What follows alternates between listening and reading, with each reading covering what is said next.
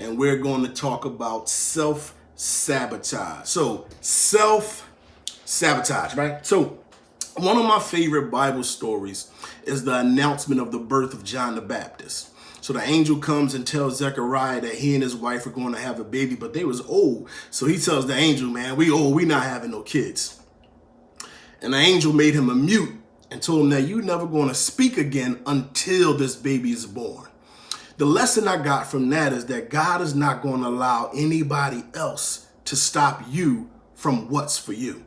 But if we agree with that, then we have to wrestle with the idea that if there's something in life that we want and we don't have it, it's either a result of something that we didn't do or something that we did do. But the onus on us to actually live the life and have the things that we want is all in our control. And one of the reasons that we do not have the things that we want or aren't living the life that we want to live is because we sabotage ourselves. So what is self-sabotage?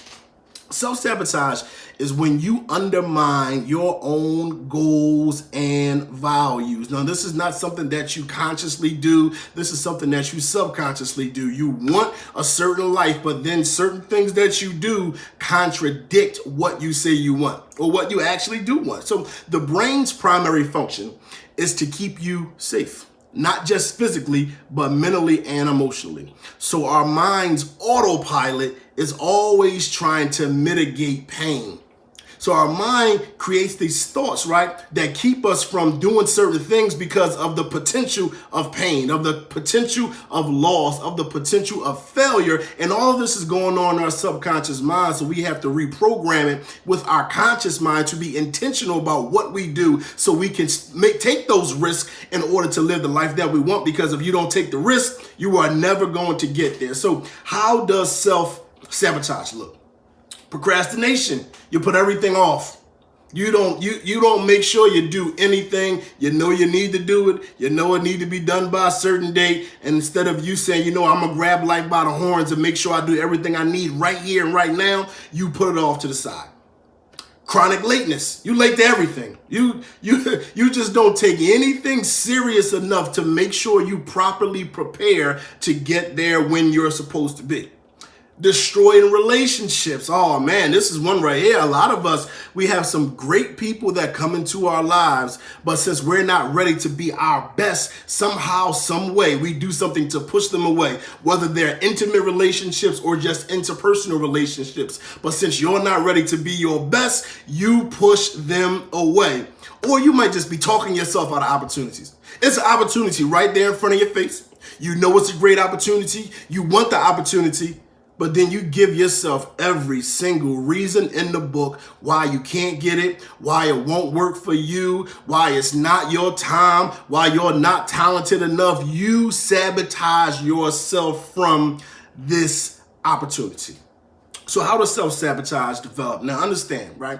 It can develop a million different ways in all of us, but we just have to be aware of it. So you could have had some experiences that made you feel that you weren't worthy of the greatness that you can step into. Now, honestly, I've dealt with this myself. I've undervalued myself. I've undervalued my talents. I've undervalued my services. So I've sabotaged my own bank account in the past. Now, I'm not doing it no more, but I've sabotaged my bank account because I would just say, just give me that, instead of charging what I'm actually worth, because I had developed this in my mind that my service is not worth what other people might be charging for that same exact service. You could be afraid of outshining your friends. So you got this greatness in you, but if I step out and do this, how is that going to make everybody else look? So every time you have the opportunity to do something great, you subconsciously think about them and you dim your own light. How many times have we saw young children in school not excel the way that they could and act like they're dumb because they don't want anybody looking at them like they're smarter than everybody else? They don't want to be the teacher's pet. They don't want to be any of those little things that we come up with. They sabotage themselves because they don't want to outshine anybody else. You could think that the responsibility of the next level is too much. It's another reason why we self-sabotage. When we think about, all right, if I get to this height, like Biggie said, more money, more problems, right? So we got that really embedded in our mind. So if I get to this next level, what kind of responsibilities am I going to have at that next level? Am I ready for those responsibilities? No, I don't want those responsibilities, so I'm going to sabotage it. I could have went to the next level, but I'm a sabotage it because I'm afraid of the responsibility. Or you could have dealt with so much trauma in life that your primary objective is just to make it to the next day alive. That's it. You're not thinking about thriving. Or you're not thinking about being your... Only thing you're thinking about is, listen, I done been through so much. I just want to make it through the next day. And we can't operate from wanting to just make it to the next day. We got to make every day count and make every day the best day possible. So how do we overcome self-sabotage? First, recognize why self-sabotage feels good to you. Now, it does serve a purpose. Not that it's a good purpose, but it's a purpose. Why does not making that next move make you feel comfortable? And then, can you create a new comfortable?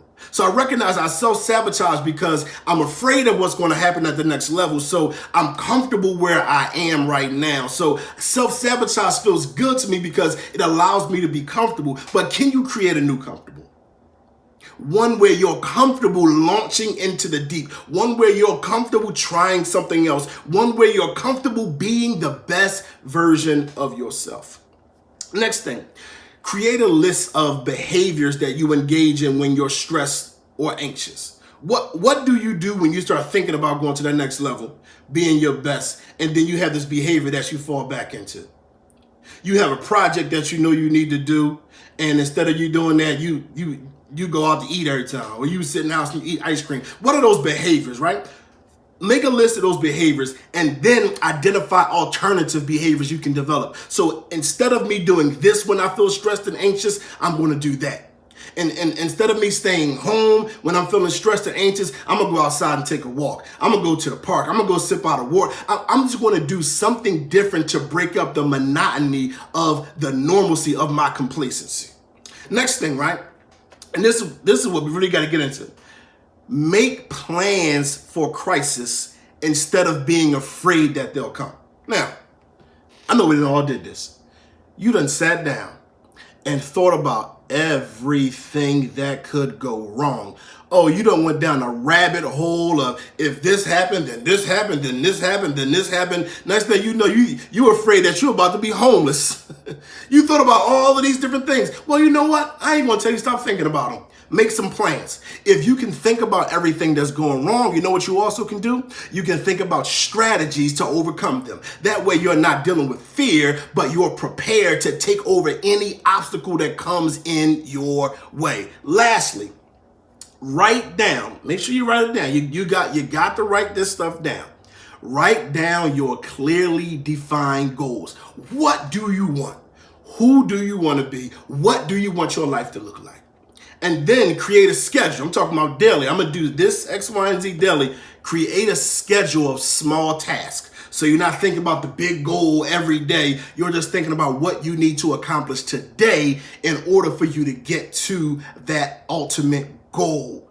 That is how we overcome self-sabotage. So listen, I want you guys to grab life by the horns. I want you to take every step to having everything that you want. I want you to strategize towards it. I want you to be your best self so that you can attract it and that you can live your best life. Again, make sure you click that link in the caption and join my new Mind Mastery group. And if you would like to have coaching, also click, it's another link in the caption for you to click and find out how you can work with me more closely.